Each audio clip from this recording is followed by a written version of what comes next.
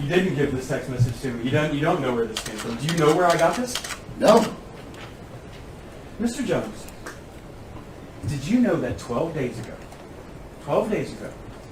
your attorneys messed up and sent me an entire digital copy of your entire cell phone with every text message you've sent for the past 2 years, and when informed, did not take any steps to identify it as privileged or protect it in any way. And as of 2 days ago, it fell free and clear into my possession. And that is how I know you lied to me when you said you didn't have a text message about Sandy Hook. Did you know that? I told you the truth. This is your Perry Mason moment. I gave them my phone, and then... Mr. Jones, you need to answer the question. No, Did you know this happened? No, I didn't know this happened. But I mean, I told you I gave them the phone over. Just And answer the question. you said in your deposition, you searched your phone. You said you pulled down the text, did the search function for Sandy Hook. That's what you said, Mr. Jones, correct? And I had several different phones with this number, but I did, yeah. Well, of course, I mean, that's why you got it. No, My lawyer sent it to you, but I'm hiding it. Okay. Mr. Jones, Mr. Jones, please just answer questions. There's no question. Mr. Bankston also only asks questions. Sure. Mr. Jones, in discovery, you were asked, do you have Sandy Hook text messages on your phone? And you said no, correct? You said that under oath, Mr. Jones, didn't you? I mean, if I was mistaken, but you got the messages right there. You know what perjury is, right? I just want to make sure you know before we go any further. You know what it is.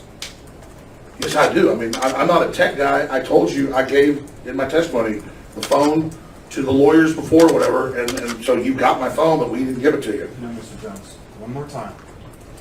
And please remember, if you need to assert the Fifth Amendment, you can. I need to know that you can do that. But you testified under oath previously that you personally searched your phone for the phrase Sandy Hook, and there were no messages. You said that under oath. Yes. And you lied when you said it. No, I did not lie. Emails. You testified yesterday you don't have it. You got rid of your email 10 years ago. InfoWars email. Oh, so now it's InfoWars. You do use email though, don't you? It's like household. I don't think he's going to get back from this one. Now, perjury in court is very difficult to prove, which is why a lot of people don't get convicted for lying under oath. I mean, in his situation, he can say, well, I'm not a tech guy. Maybe I didn't know how to use the search function properly. Like, I did search it, I thought I did, but it turns out that I didn't.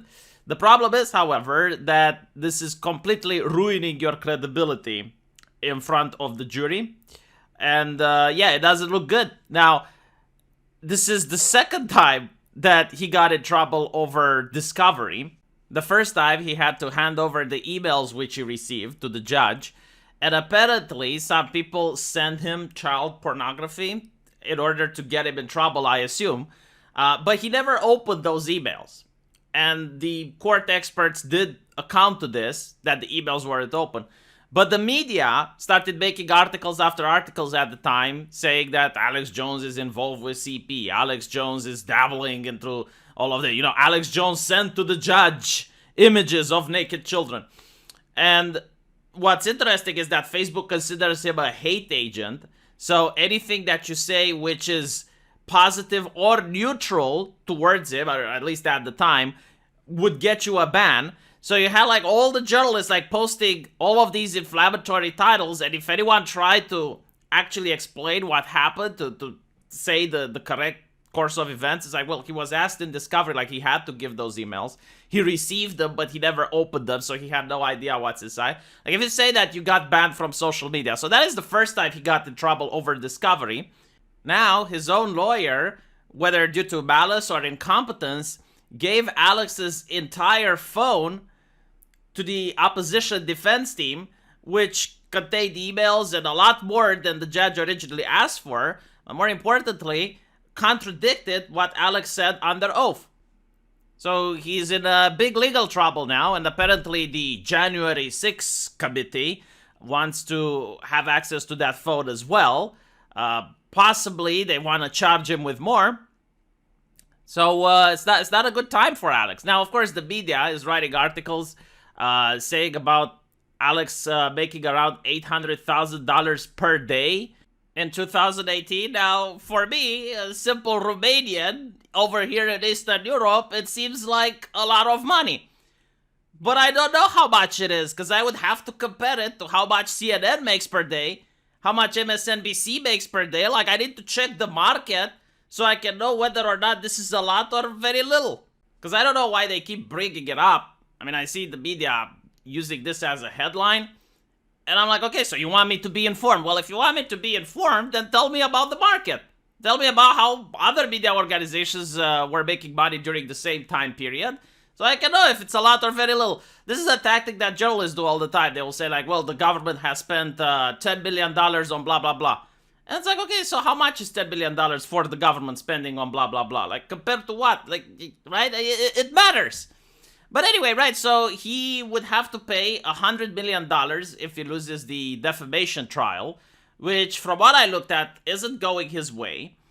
And if he has to pay that amount, I don't think he's going to be able to operate any business in the United States, because I don't think he has that amount of cash, and I don't think he's going to be allowed to crowdfund it either.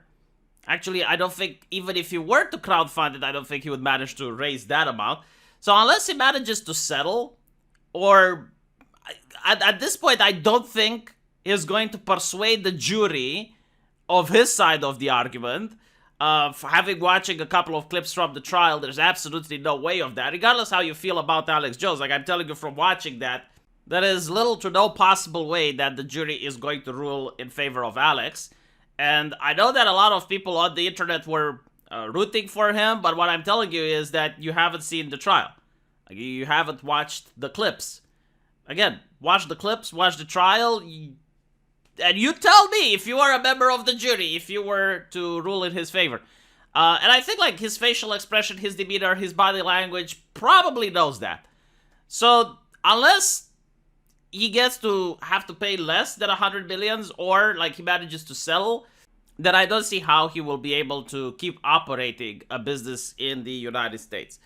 And of course, this is not counting the January 6th committee, which is going to get access to the phone and investigate him further. So that's my opinion on it. Does it look good? Like, even if you're an Alex Jones fan, I'm sorry to tell you, like, just watch the clips of the trial and you tell me if he can come around. Whether or not he's going to be accused of perjury, that's another conversation. That's going to also be difficult to prove. The standard, the burden of proof for that is a lot higher. And again, like, he can say he's not a tax expert. He could have misspelled it. Like, there's a lot of things that can go in his favor that the prosecution would have to debunk that it didn't happen. As for his lawyers themselves, like, that's another question. Like, did they do it out of malice? It would also be interesting if the lawyers told him to say to the judge, because usually, like, the legal team coaches you on how to respond. And they would say, well, just say that you never talked about it after that particular date. And then they gave the phone, and it's like, oh, well, look, he did talk about it. So, it's a possibility. I'm not saying that's what happened, but it's just a level of incompetence so high to the point that I've never seen a defense lawyer throw their client under the bus like this. I mean, have Alex Jones just represented it himself, it would have been better than going with this legal team.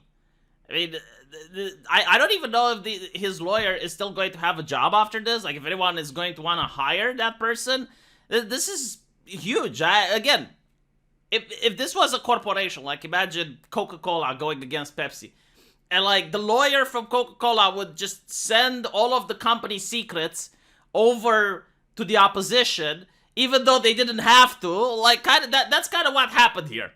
So yeah. It's interesting that the media doesn't really talk about that angle. Let me know what you guys think, though, and I'll see you in the comment section.